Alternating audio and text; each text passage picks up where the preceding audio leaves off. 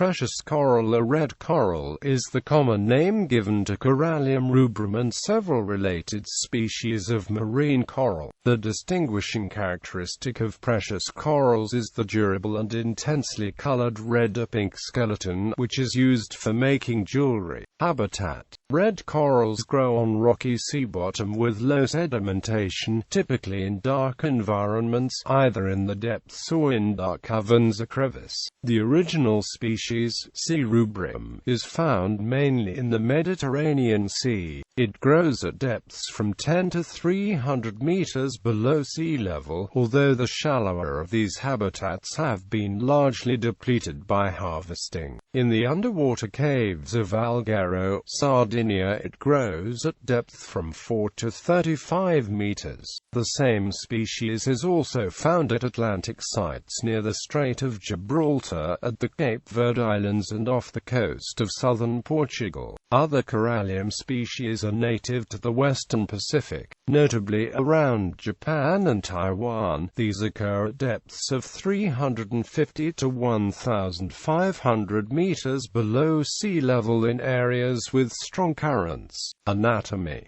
in common with other Alcyanacea, red corals have the shape of small leafless bushes and grow up to a meter in height. The valuable skeleton is composed of intermeshed spicules of hard calcium carbonate, colored in shades of red by carotenoid pigments. In living specimens, the skeletal branches are overlaid with soft bright red integument, from which numerous retractable white polyps protrude. The polyps exhibit octameric radial symmetry. Species: the following are known species in the genus Coral as a gemstone. The hard skeleton of red coral branches is naturally matte, but can be polished to a glassy shine. It exhibits a range of warm reddish-pink colors from pale pink to deep red. The word coral is also used to name such colors, owing to its intense and permanent coloration and glossiness. Precious coral skeletons have been harvested since antiquity for decorative use. Coral jewelry has been found in ancient Egyptian and prehistoric European burials, and continues to be made to the present day. It was especially popular during the Victorian age. Precious coral has relative density of 3.86 and hardness 3.5 on the Mohs scale. Due to its softness and opacity, coral is usually cut en cabochon, or used to make beads.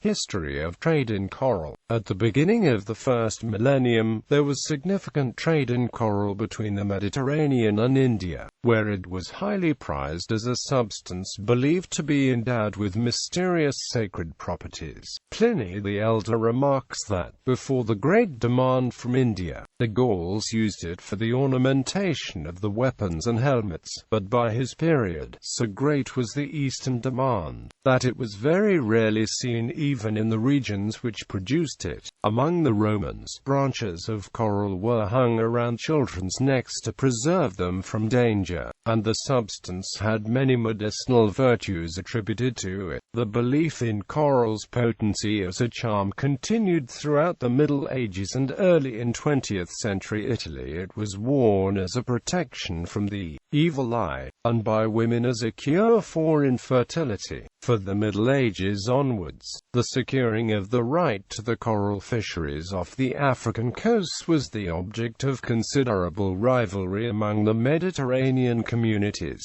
of Europe. The story of the Tour del Greco is so interwoven with that of the coral so as to constitute an inseparable pair, and is documented as early as the 15th century. In 1790 the Royal Society of Coral was established in the town of Tour del Greco, with the idea of working and selling coral fish. This shows that the coral fishing flourished for many years in the city. It was also enacted December 22, 1789, by Ferdinand IV of Bourbon Code Coral, with the intent to regulate the coral fishing in those years, starring, in addition to the sailors Tour del Greco, the locals and those in Trapani. This regulation did not have the expected success. From 1805, when he founded the the first factory for the manufacturing of coral in Tor del Greco. The golden age for the manufacturing of coral in the city situated on the slopes of the Vesuvius started, because working together with the coral fishing was increasingly under the control of Tor del Greco fishermen. Since 1875, the Tor del Greco began working with the Shiaka coral, and a school for the manufacturing of coral was built in 1878 in the city, with which in 1933 established a museum of the coral. Then came the time of processing of Japanese coral found in the markets of Madras and Calcutta. Other story instead. A short period the Tunisian fisheries were secured by Charles V for Spain, but the monopoly soon fell into the hands of the French, who held the right until the revolutionary government in 1793 threw the trade open. For a short period the British government controlled the fisheries, but this later returned to the hands of the French authorities. Before the French Revolution, much of the coral trade was centered in Marseille, but then largely moved to Italy, where the procuring of the raw material and the working of it was centering in Naples, Rome and Genoa.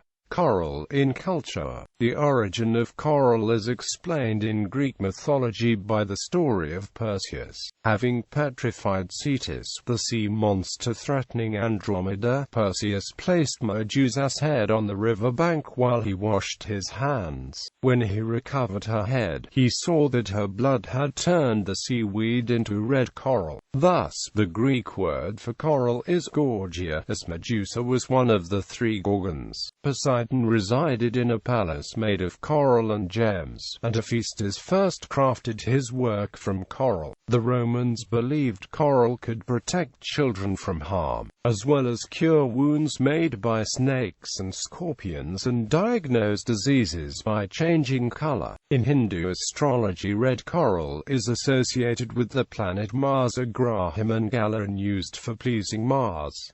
It should be worn on the ring finger. A branch of red coral figures prominently in the civic coat of arms of the town of Alghero, Italy. Conservation. Intensive fishing, particularly in shallow waters, has damaged this species along the Mediterranean coastline, where colonies at depths of less than 50 meters are much diminished. Fishing and now climate change threaten the persistence. The three oldest Mediterranean marine protected areas, Banyuls, Carrigliero and Scandala, off the island of Corsica, all host substantial populations of sea rubrum. Since protection was established, colonies have grown in size and number at shallow and deeper depths.